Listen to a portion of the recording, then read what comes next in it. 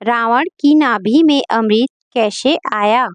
आपने रामायण में यह भी सुना होगा कि रावण को अमरता का वरदान था। रावण की नाभि में अमृत आरोपित किया गया था, जिसके कारण रावण अमर हो गया था। उसे मारना कोई साधारण बात नहीं थी, लेकिन आपको यह जानकर हैरानी होगी कि रावण की नाभि में इस अमृत को स्थापित कैसे किया गया। आज हम इसी बारे में बात करेंगे।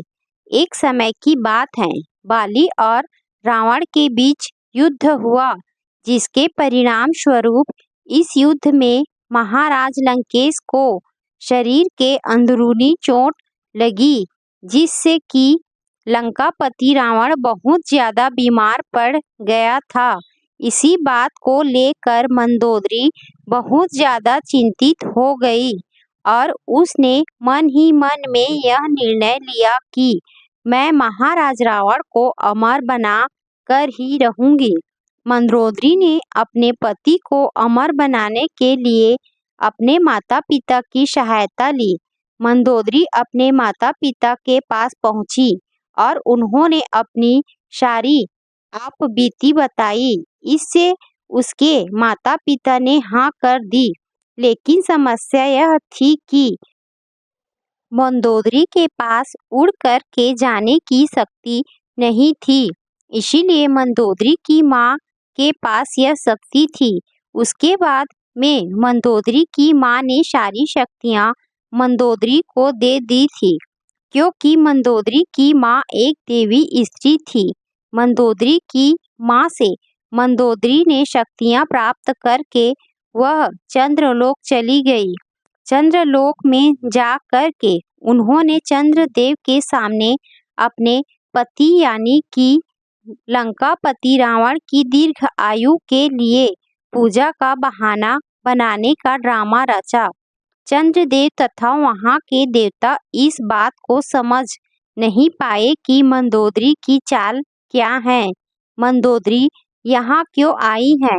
वैसे तो साधारण व्यक्ति इस अमृत कलश को कुंड को नहीं चुरा सकता, क्योंकि मंदोदरी के पिता द्वारा उसे स्वर्ग लोक में स्थापित किया गया था। वह भी बहुत ही चमत्कारिक तथा विद्युत शक्तियों के द्वारा इस कलश को स्थापित किया गया था, जिससे कि कोई भी व्यक्ति इस नहीं ले जा सकता।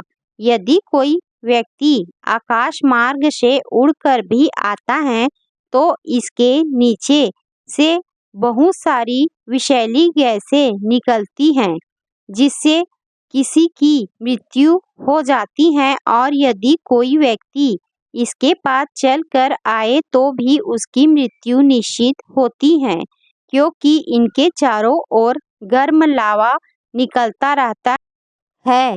इसीलिए सामान्य मनुष्य के लिए इस अमृत कलश को चुराना कोई साधारण बात नहीं थी। चंद्रलोक का एक नियम है कि चंद्रदेव साल में एक बार अश्विन मास की पूर्णिमा शरद पूर्णिमा के दिन इस अमृत कलश को वहां से निकालते हैं तथा धरतीवासियों के कल्याण के लिए कुछ बूंदे धरती पर गिराते हैं। अब मंदोदरी के सामने यह अच्छा मौका था, क्योंकि जिस दिन मंदोदरी गई थी उसके 2 दिन बाद ही पूर्णिमा थी। इसीलिए मंदोदरी को अमृत कलश चुराने का अच्छा मौका मिल गया। जैसे ही पूर्णिमा की रात्रि को चंद्रदेव ने अमृत कलश वहां से बाहर निकाला, तभी रावण की पत्नी मंदोदरी ने मौका पा कर के अमृत कलश को चुरा कर के भागने लगी, जिसके कारण देवताओं को इसका पता चल गया और देवताओं ने मंदोदरी का पीछा किया। पीछा करने पर मंदोदरी बहुत ज्यादा ही घबरा गई और उसने अमृत कलश को देवलोक में एक खिड़की में अमृत कलश को छोड़ दिया तथा उसमें से अमृत की कुछ बूंदे को अपनी अंगूठी में भर कर के उसके ऊपर ग्रह का नग लगा दिया और अपने साथ लेकर आ गई। मंदोदरी अमृत लेकर धरती लोक पर पहुंच गई थी। उसके बाद उसने रावण को अमर करने के लिए अपने देवर विभीषण का सहारा लिया। वह एकमात्र लंका में ऐसे व्यक्ति थे जो कि धर्म, पूजा पाठ तथा सकारात्मकता प्रकृति के विचारधारा वाले व्यक्ति थे।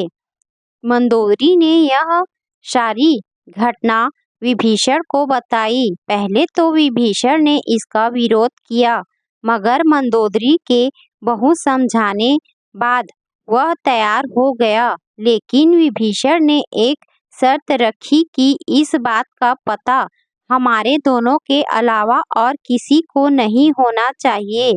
इस बात से रावण की पत्नी मंदोदरी भी सहमत हो गई और उन्होंने शरद पूर्णिमा के दिन ही इस अमृत की बूंद को रावण की नाभि में अमृत स्थापित करने का निर्णय लिया। पूर्णिमा की रात्रि को मंदोदरी तथा विभीषण ने रावण को अशोक वाटिका में बुलाकर के मंदिरा के साथ कुछ जड़ी बूटियां पिला कर के रावण को बेहोश या अचेत किया गया।